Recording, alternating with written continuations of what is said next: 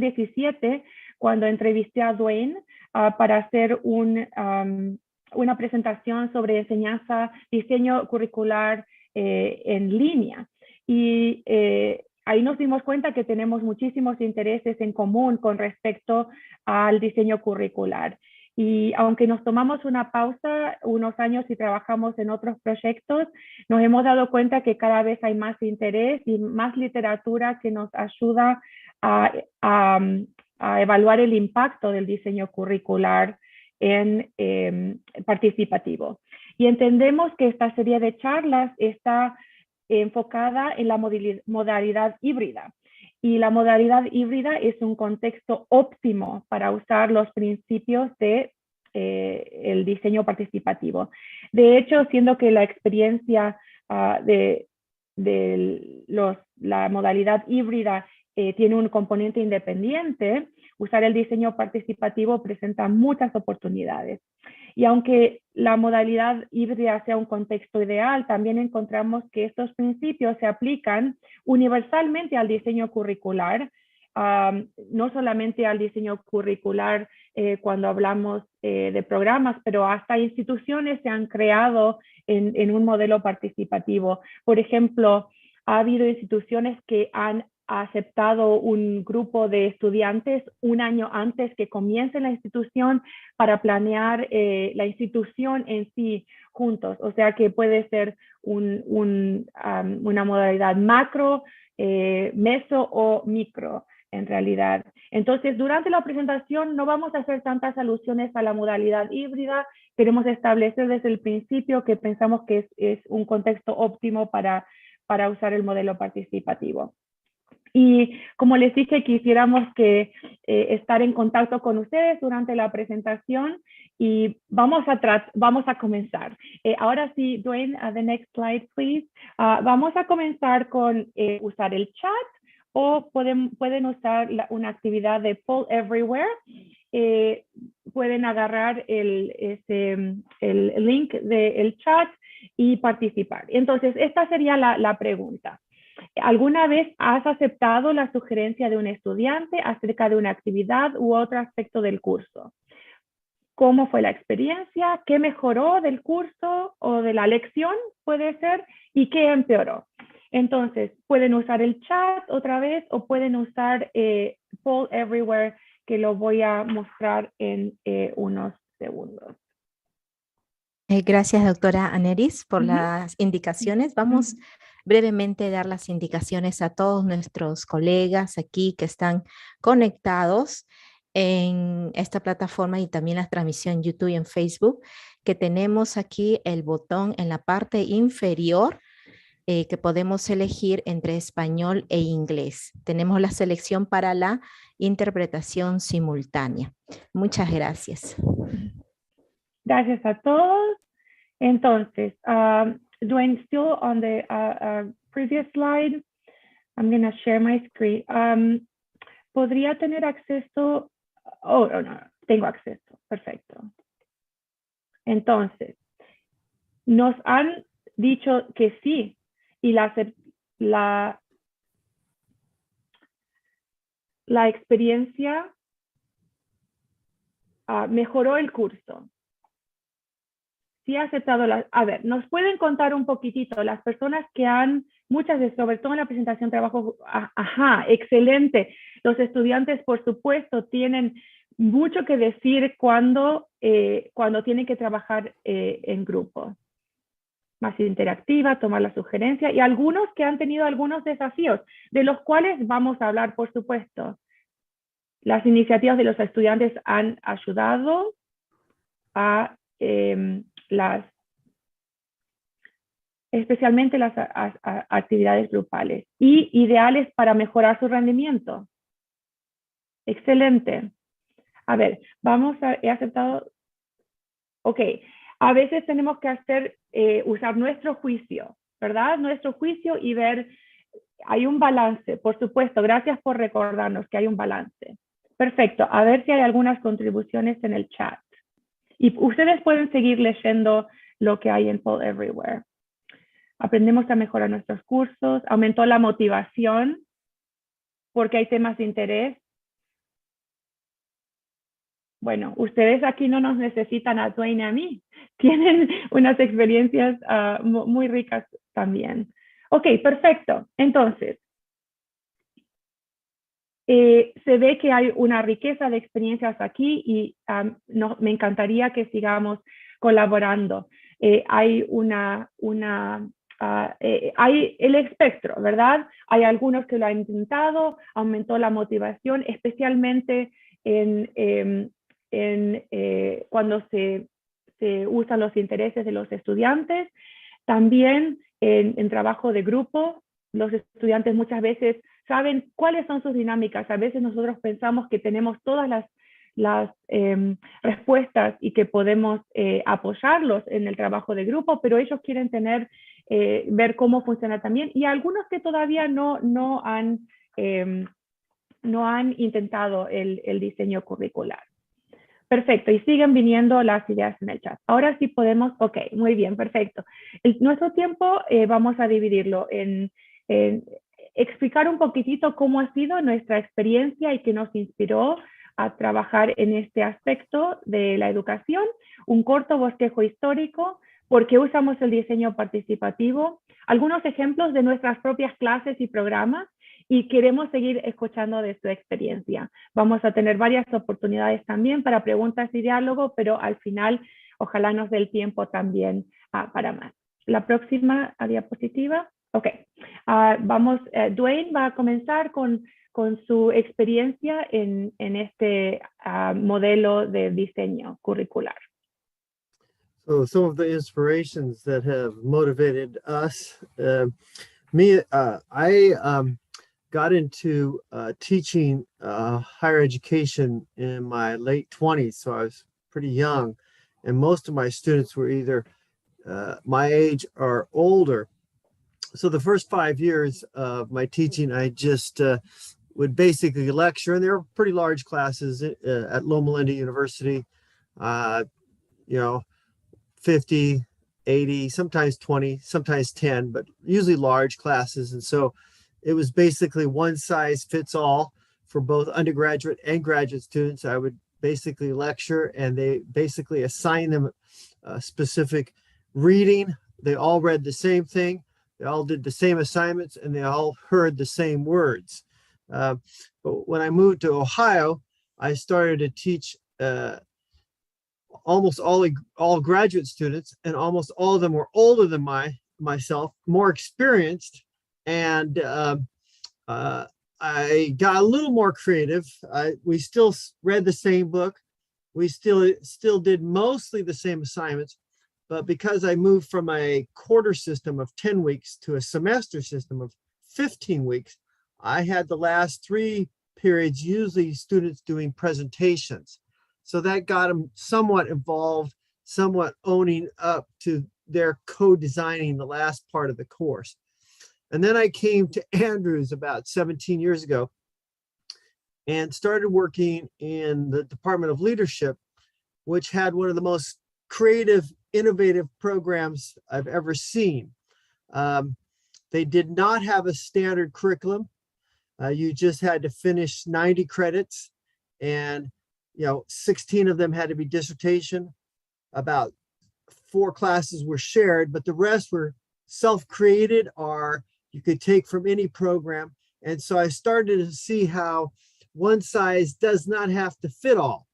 And we even designed single student courses for people who wanted to read their own thing, do their own projects, and work out their own development. Now, we had an overall structure of competencies, but that's when I first started to see that one size cannot fit all, and that education must be individualized. And that's what really got us into, well, how do you do that? How do you manage it? How do you understand that?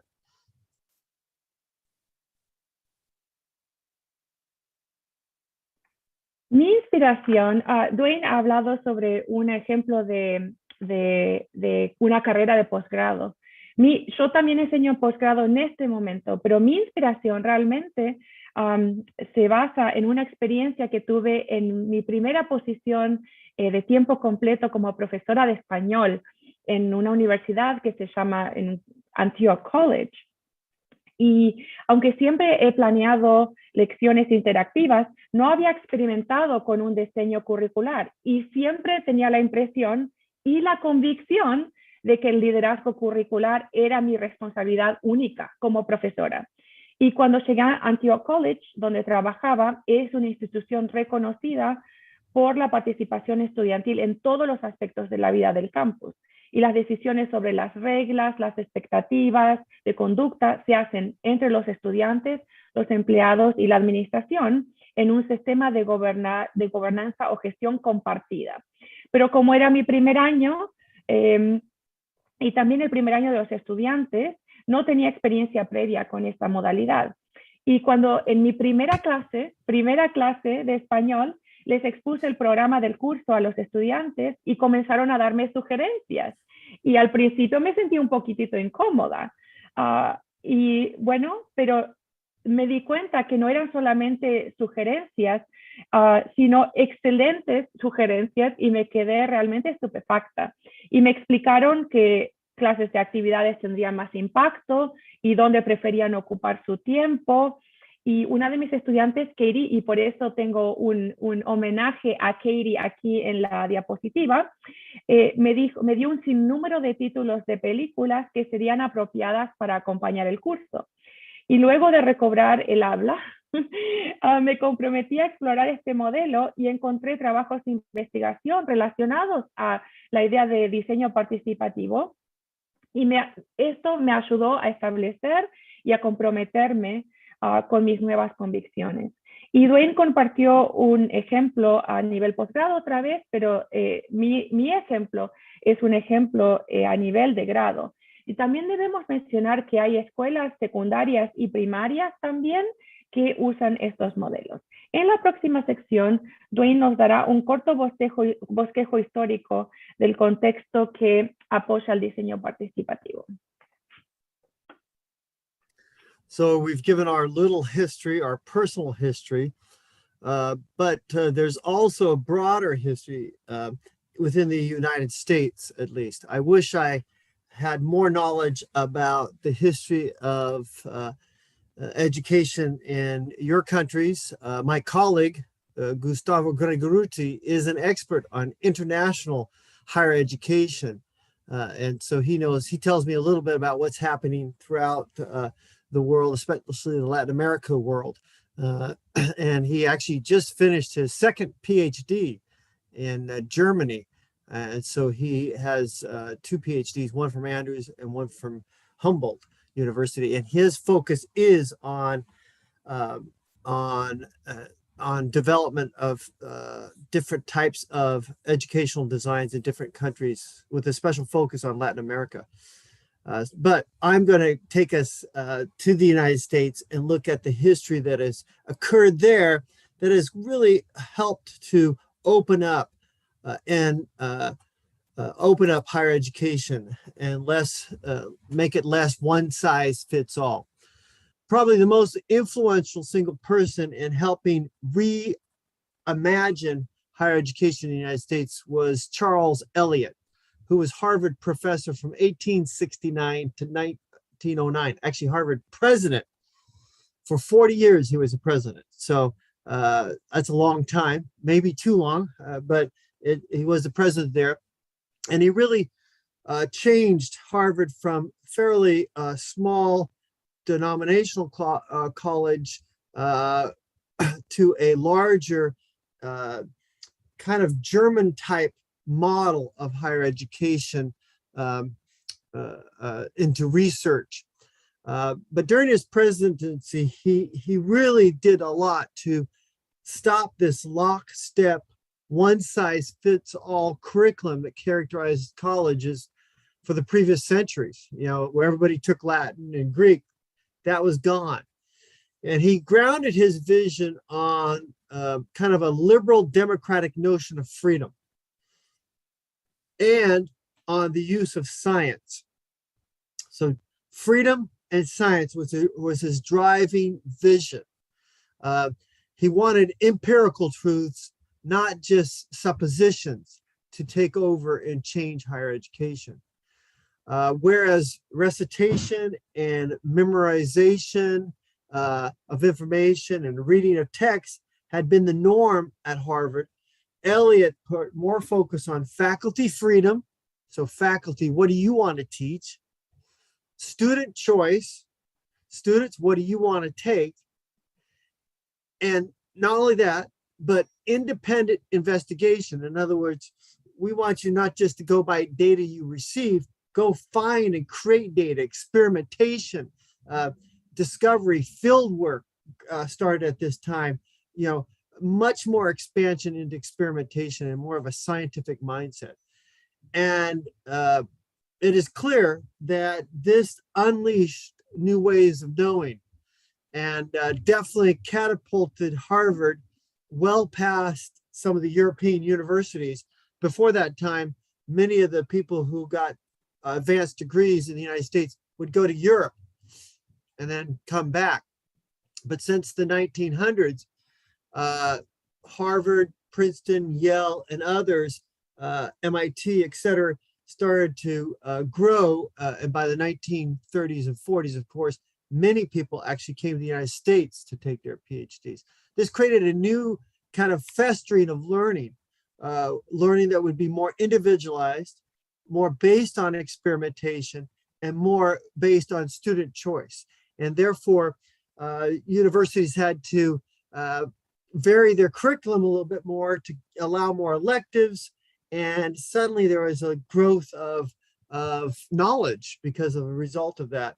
And there was a decline on this idea of some one person or one group having absolute authority on one of the most significant, it became one of the most significant influences on the modern world. So freedom and choice, experimentation. And so this self-orientation of learning in this expressive individualism almost became the de facto modality of modern existence as a result of kind of some of these opening up of changes. And it kind of has become a culture-wide phenomena, at least in the United States, and maybe too much so. And we could talk about that later, but some critiques of this. Habits of the Heart, for example, comes out in the 1980s, taking on this whole individualism. But for right now, we just need to see that Eliot created a whole new kind of revival or infusion of choice and selection, in, not only for faculty and students, but also for curriculum and for even co-curricular. Actually, you can trace the development of co-curricular activities to some of the changes Eliot made in hiring non-faculty to run student service programs. So Harvard became at the turn of the last century, a major change agent. Now, this is not to say that suddenly the whole world embraced this customization and individualization and rejected the one-size-fits-all motif. There was pushback from faculty, pushback from alumni, pushback, but Eliot had a deep-seated drive here, and he had a deep belief in human free will. In fact, he even said that young men of 19 or 20 ought to know what he likes best and is most fit for. So you can see this fundamental, this liberation that would characterize the 1910s and 1920s. Of course, one wonders if Eliot was a bit too naive on this last point, because Marsden, one of the historians of American higher education, especially American Christian higher education, he would argue for a long time the humanities. So in this shift to science and choice and interest, one of the things that eventually within 40 years, 50 years of this started to die out is interest in humanities. right? Well, for years it was propped up and you had to take set courses in humanities. But slowly that even has given way. When after 1900, student choice became important in higher education, the humanities still had to be supported by substantial core requirements. So a movement against this free-for-all, so to speak, was no, you need to at least have, one math class, one history class, one English class, or two. So different schools, different on the core that every student had to have. And as he notes, only a small minority of 18-year-olds have ever recognized on their own accord, on their own, that studying great literature, that studying fine arts, that taking a class in history or philosophy, or taking a language or culture class are important for them to broaden their horizon and develop lifelong character traits and shaping them into responsible citizens. So this pushback, so you have these two forces and they are working together to create some dynamic here. So there's also other things that go back and forth in creating some of the tension related to individualization of learning, customization, freedom, co-designing. The wars often influence the states to require certain programming. In the United States, ROTC. In other places, it was focused on STEM, science, technology, engineering, mathematics, so they can better design and be ready for warfare. It also led to young men primarily, but young men and women go to war. All this had an effect on free will in the last 100 years, right? And there's been economic downturns and upturns, and markets have driven this. Nursing right now in the United States is a very, one of the highest paying jobs that you can get right out of a 2-year degree or 4-year degree, and the highest demand currently with huge bonuses. So all this market affects also what students choose and where they go. All this is the backdrop of what we're trying to talk about when it comes to co-designing. We have really a history that can support this whole idea of co-designing. Como hemos visto y Duane nos ha presentado, tenemos esta dicotomía que es posible resolverla, y esa es la pregunta, ¿verdad? Por un lado, los que presentan esta idea de individualización,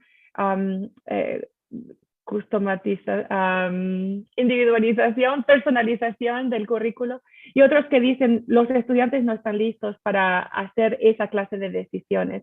Entonces, vamos a hacer una actividad juntos que la hemos llamado, en inglés sería un bump out de 3 minutos, y aquí le vamos a llamar un topetón de 3 minutos. Vamos a dividirnos en breakout rooms, va a ser rápido, así que les animo a que acepten la invitación para participar, y en los 3 minutos que estemos juntos vamos a tratar de llegar a un consenso acerca del desafío más importante o más obvio que produce la idea de un diseño participativo. Entonces, vamos a tratar de usar solamente el poll everywhere, así podemos todos tener una idea de cuál fue el desafío. Entonces, una persona, entonces vamos a tener 10 en la pantalla, vamos a hacer más o menos 10 grupos. 10 ideas en la pantalla, los desafíos más importantes. Si el desafío ya está escrito, lo pueden votar. Entonces, no tienen que escribir, pueden escribir o votar. A ver si al final de entre 3 y 5 minutos, que nos tomará en total la actividad, 3 minutos de discusión y luego presentar, podemos llegar a una idea de cuáles son los desafíos más importantes que ven como grupo. Voy a abrir los grupos, a menos que haya preguntas, abro los grupos y nos vemos en 3 minutos.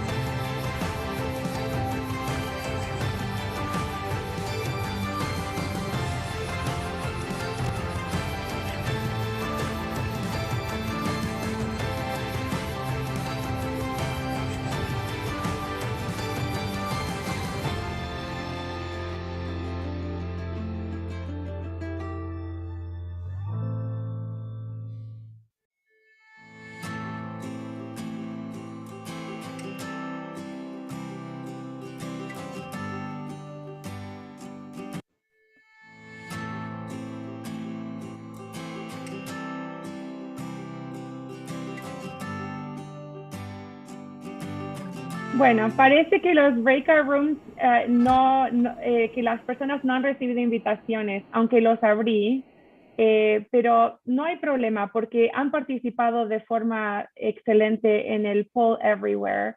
Así que, y de hecho, en cierta forma, nos da un poquitito más de idea de qué es lo que piensan cada uno de ustedes individualmente. Creo que los tres desafíos más importantes que vemos es la gestión del tiempo, la resistencia al cambio y el manejo de las herramientas para poder hacerlo. Y creo que son compartidos, no son desafíos que vemos todavía nosotros. Encontramos estos desafíos. Es más fácil hacer, en inglés usamos una expresión, que quien está hablando está aprendiendo, ¿verdad? El que está hablando está aprendiendo. Entonces, al hacer esa, bueno, nosotros podemos, con el conocimiento que tenemos, es mucho más fácil planear las lecciones, los cursos y los programas, teniendo en cuenta lo que sabemos, ¿verdad? Así que seguiremos viendo cómo las dinámicas de esas respuestas siguen en la próxima sección, pero pareciera ser que los votos más altos son en la gestión del tiempo, la resistencia al cambio y el manejo de herramientas. Y espero que en la próxima parte de la presentación podamos inspirar lo suficientemente para que, y con los ejemplos que escuchemos de ustedes también, para que se pueda considerar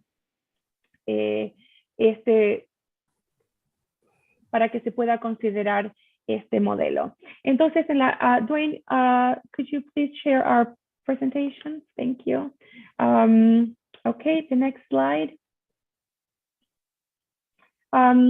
Estas tensiones o desafíos los ha caracterizado Duane como una síntesis entre lo que sería comparar lo que llamaríamos un diseño de un curso tradicional y un diseño de curso participativo. Ok, en la siguiente sección vamos a hablar sobre el modelo participativo. Va a haber 5 puntos. Voy a presentar 3 rápidamente porque se nos está acabando el tiempo y luego vamos a hacer una pausa para dialogar y luego Duane va a presentar los próximos 2. Así que, next slide, Duane, please.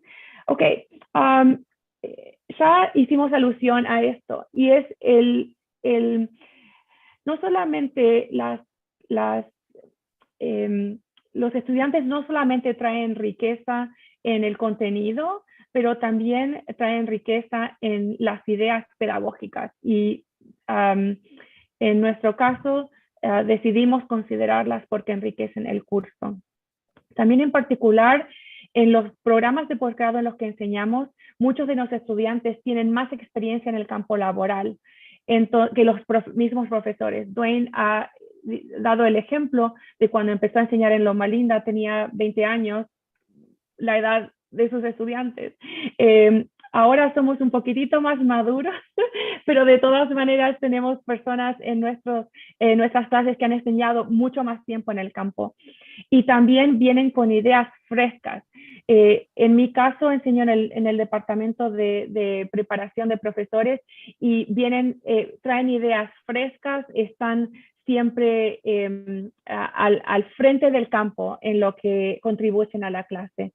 Y hay documentos empíricos que sugieren que el diseño curricular participativo es efectivo. The next slide, Duane. Luego que los conocimientos, cuando hablamos de, por ejemplo, un currículo por competencias, las personas que ya saben el contenido no quieren seguir repitiendo, a veces toman cursos. Tuve una experiencia un año que un profesor, 25 años en el aula, 25 años, tenía que recertificarse y tuvo que tomar mi clase. Entonces, cuando me di cuenta que él de mí poco podía aprender, que podía aprender mucho más yo de él, de lo que él podía aprender de mí, le di 2 clases para enseñar. llorando estaba de alegría al poder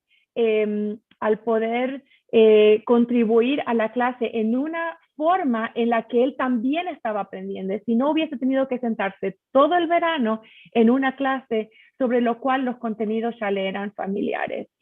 Y esto también nos da la oportunidad otra vez de traer ideas frescas, de traer conocimiento del campo y de crear materiales y recursos con experiencias múltiples, no solamente la nuestra. Next slide, please. Y finalmente, los estudiantes pueden convertirse en asesores, pero también, gracias que tengo un traductor, pensé que no lo iba, estuve buscando la palabra advocate. Advocate, seguro que ustedes tendrán mejor palabra que yo, pero que son personas que toman proyectos que son de gestión, que pueden gestionar cosas importantes para los estudiantes. Aquí un ejemplo que he propuesto, que les puedo dar esta referencia si quieren, una referencia reciente del 2021 de un grupo de estudiantes que no solamente se involucran en diseño curricular, pero también se involucran en el desarrollo profesional de los profesores. Son asesores del Centro de Desarrollo Profesional para los Profesores.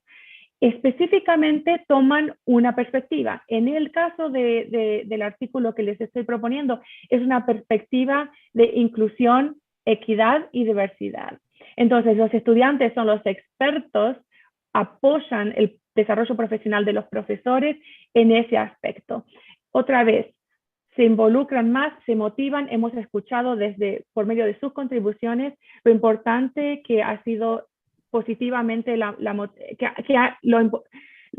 cuánto ha impactado positivamente la motivación de los estudiantes incluirlos en estos aspectos. Así que espero que por lo menos estos tres aspectos sean de inspiración para los que todavía no han considerado algún aspecto. Uno no tiene que comenzar de 0 a 100, puede comenzar de 0 a 10. Incluir algunos pequeños aspectos en el diseño participativo.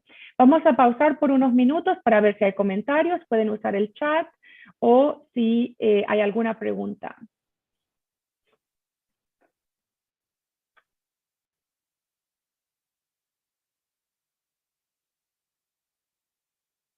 Y de involucrar, muy bien. Clases.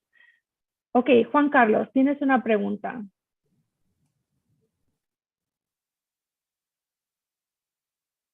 Estás el micrófono, pues si puedes habilitar tu micrófono, gracias. Otra vez. Se escucha, ¿no? Sí, ahora sí. Ok. Bien, interesante lo que se dice, solo que hay una barrera, y esta, más que preguntar un comentario, hay una barrera que a veces es muy difícil, de acuerdo a la idiosincrasia del educador, de la cultura a la que pertenecemos.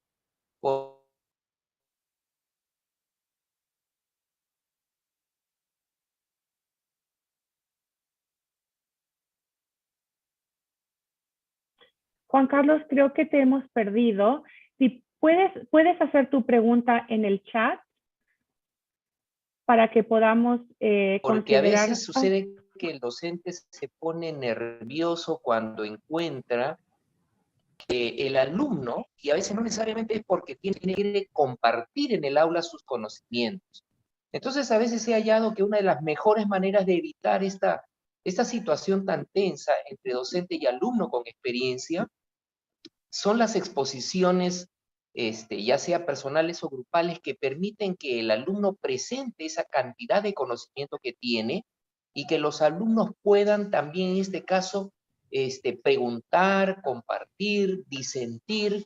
Entonces, el docente se convierte en parte activa de esa clase. Ya no solamente es el que comparte conocimientos de manera vertical, sino más bien horizontal, porque es uno más de la clase. Y ahí hay una barrera dentro de lo que estábamos viendo que tiene que ser, en este caso, pues, derribada, ¿no? Si es que el término vale. Lógicamente esto demanda pues de mucha introspección por parte del docente y ser sincero con lo que está sintiendo frente a alumnos que tienen conocimiento. Gracias por esta parte que me brinda. Sí, excelente contribución. Por supuesto, podríamos hacer una sesión mucho más larga y más interactiva también sobre la reflexión, la introspección que toma derribar esas barreras, y podría usar la misma analogía. Y por supuesto, alguien está hablando del tiempo, la barrera del tiempo, la conectividad, todo tiene que ser considerado y tiene que ser una progresión natural, Si no, esa tensión y la ansiedad de dar todo el control a los estudiantes puede ser en realidad negativo. Así que tenemos que, por supuesto, fijarnos en todos esos detalles. Muchas gracias. Vamos a seguir con Duane. Nos va a presentar 2 aspectos más y luego sí terminamos esta parte y podemos seguir dialogando hasta cuando nos permitan.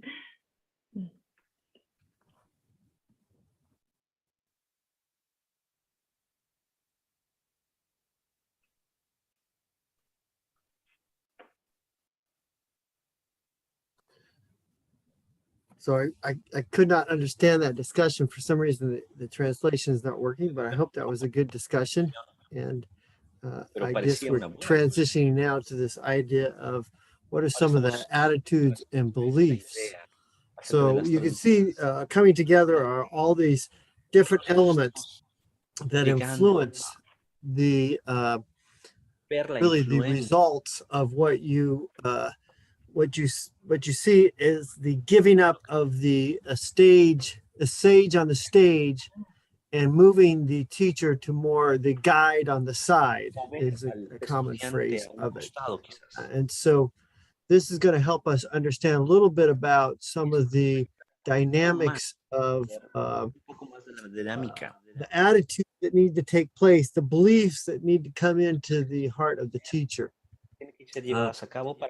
There is a well-known English hymn called Once to Every Man and Nation, and it kind of suggests this progressive understanding about everything, about God, about how best to eat, how best to live and teach. And I've always loved this as an invitation to keep us growing. New occasions teach new duties. Time makes ancient good uncouth. They must upward still and onward, who would keep abreast of truth. And so one of the fundamental attitudes is, I can get better. It's the Carol Dweck mindset. I could grow, I can mature, I can give up some of these roles and develop new roles as a teacher. Another belief that is deep within the Adventist educational philosophy, at least, goes back to Ellen White and this strong statement that everybody has an individual, learning style, individual mission, individual ability to navigate their learning, and they're going to be held accountable for that. So we need to let them develop that ability. But she has this great line, which is one of my favorite. Every human being, and just let that sink in. Think of those students that you would say, no, not this one. But every human being created in the image of God is endowed with a power akin or similar to that of God himself, or the creator. This power is individuality, which is what? A power to think and a power to do. Not only to read, but to put into action what you read. The men and women in whom this power is developed. And yesterday we celebrated International Women's Day. So we want to pause and just realize this is a power, obviously a universal power. Men and women in whom this power is developed are those who bear responsibilities. who are leaders in enterprise and who influence character. It is the work of true education to develop this power of individuality, to train young people to be thinkers and not mere reflectors of other people's thoughts. Let students be directed to the source of truth, to the vast fields open for research in nature and in revelation. Let them contemplate the great facts of duty and destiny, and the mind will expand and strengthen. And so similar to Charles Eliot at Harvard, you see this powerful movement, and Ellen White lived in that time period, this powerful movement to push people towards investigation, towards individualization.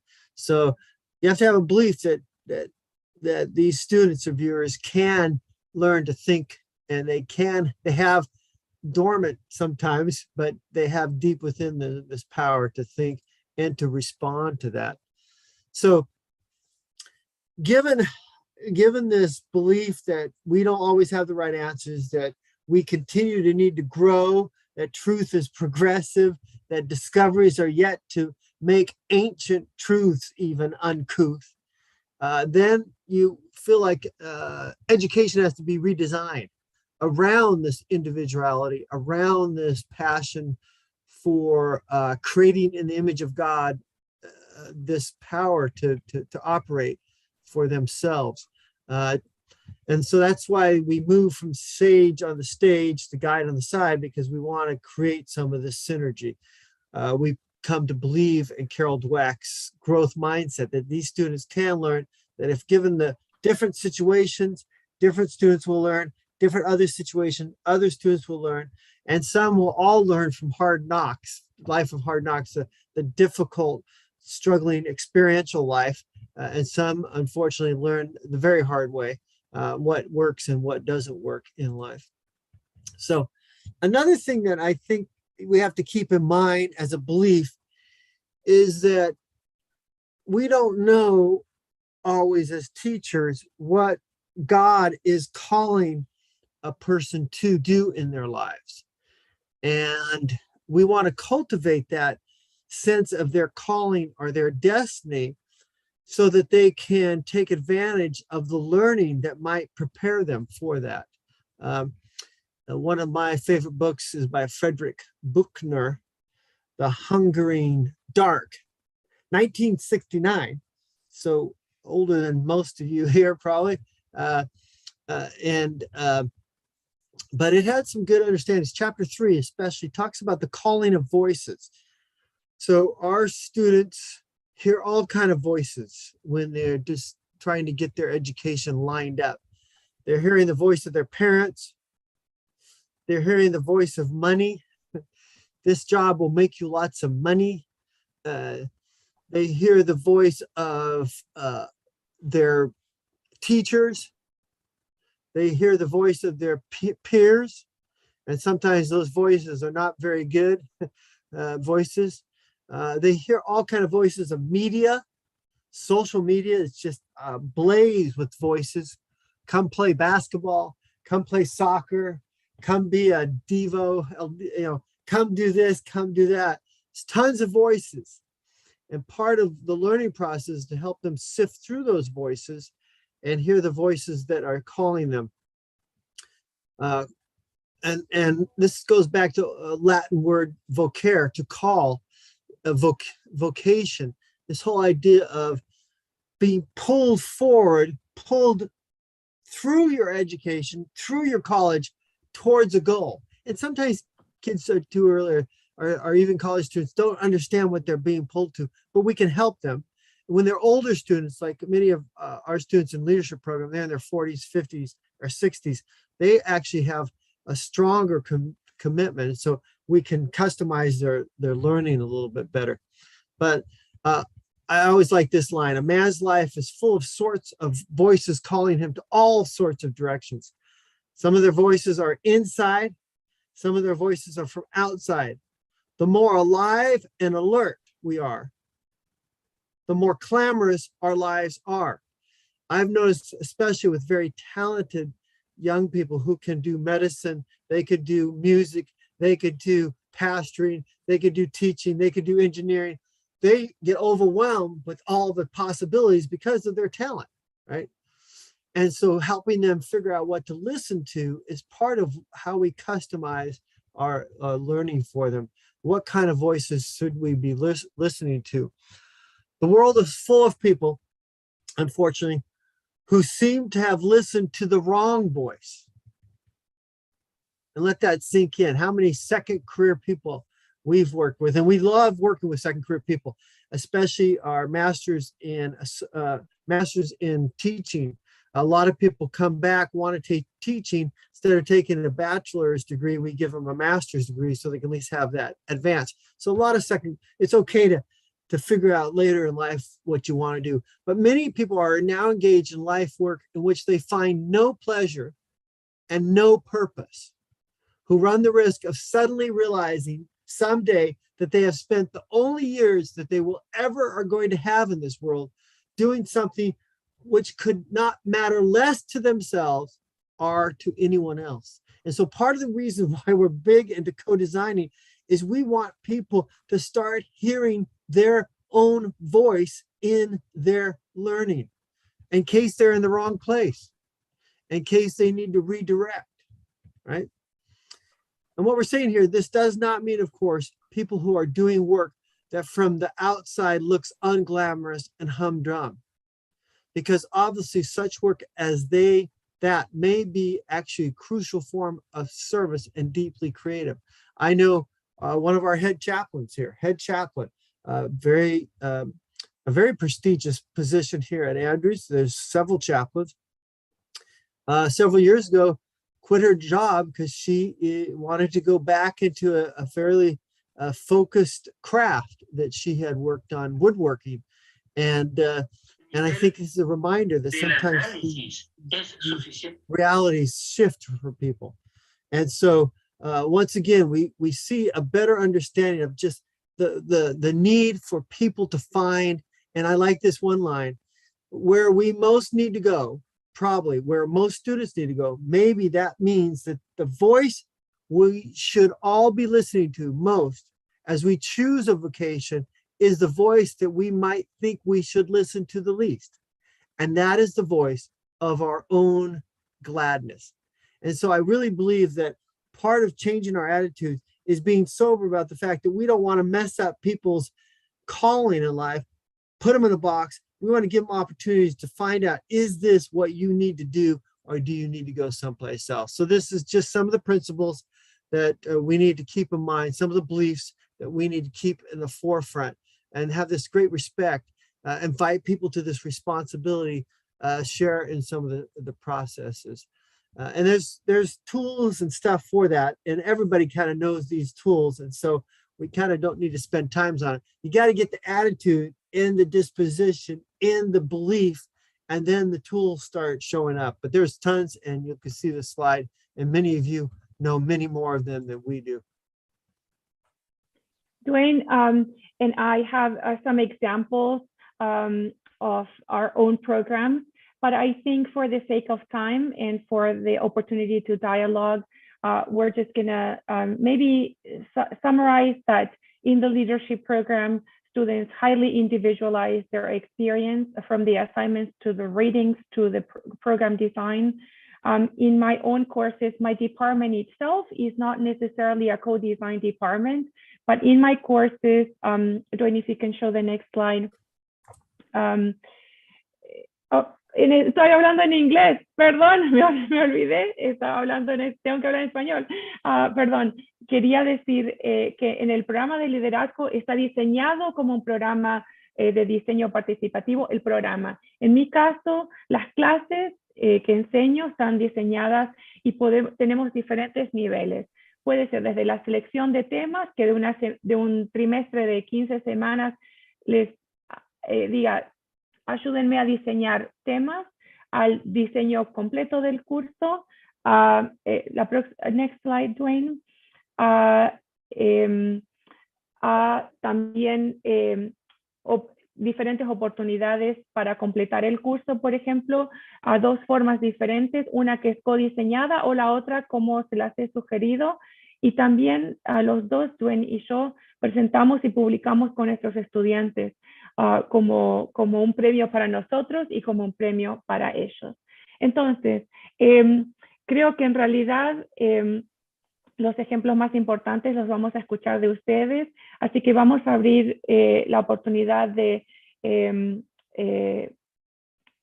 para preguntas, comentarios, lo que quieran compartir con nosotros. Y veo que Michael tiene su mano levantada.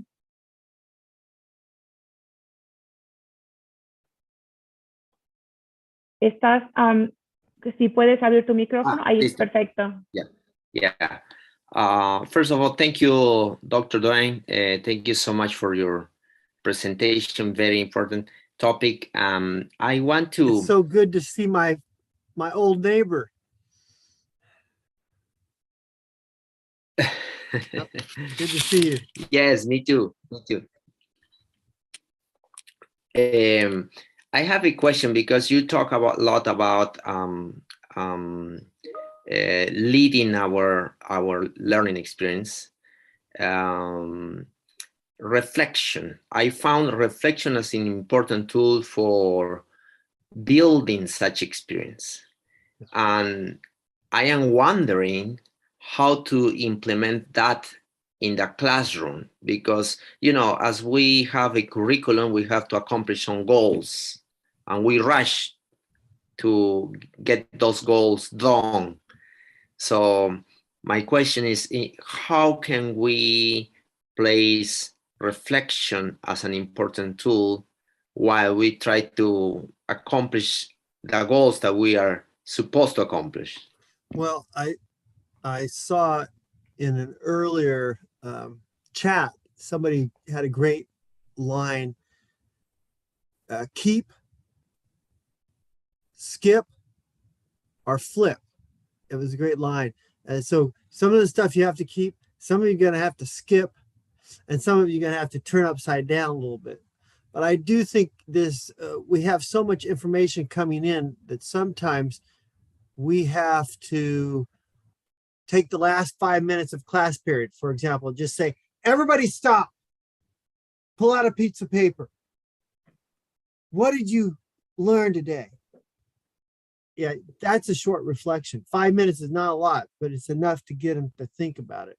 So there's different classroom dynamics. There's different things you can do at home. Nowadays, we have so much electronics, you can have an open space at home. When you get home tonight or whenever, get online and put in a 100-word essay on reflecting on what you learned. So there's different ways we can push reflection, even if it's a short reflection, onto their learning for that day or that moment. And of course, at the end of a class, at the end of a course, at the end of the semester, we could also do another reflection time, break people into groups and have them share their reflection with each other. Lamentablemente estamos fuera de tiempo. Se nos acabó muy rápido y quisiéramos continuar la conversación con ustedes. Estoy poniendo nuestra información de contacto en el chat. Por favor, mándenos sus preguntas. También he puesto una invitación en el chat a la conferencia que tendremos en Andrews. No a la envergadura de ustedes, pero también una modesta conferencia sobre enseñanza el 31 de marzo. Así que los invito a que nos acompañen. Es totalmente sin costo y pueden participar en la conferencia. Así que estamos a disposición para continuar. Lamentablemente se nos acabó el tiempo, pero fue un placer compartir estos momentos con ustedes. Thank you so much, Dr. Anneris and Dr. Duane.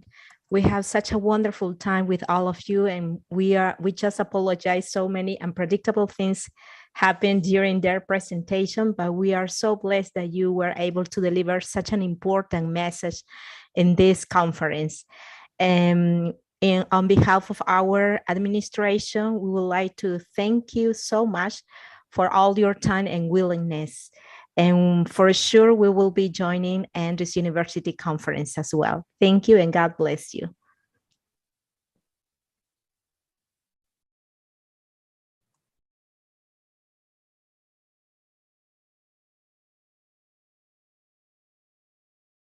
Bien, buenos días. Continuando con este espacio, tenemos la pausa activa y en esta oportunidad nos vamos a dar un tiempo de 3 minutos para hidratarnos. Así es que nos levantamos de donde estamos, cogemos nuestro vasito de agua y nos hidratamos. 3 minutos y estamos de regreso. Muchas gracias.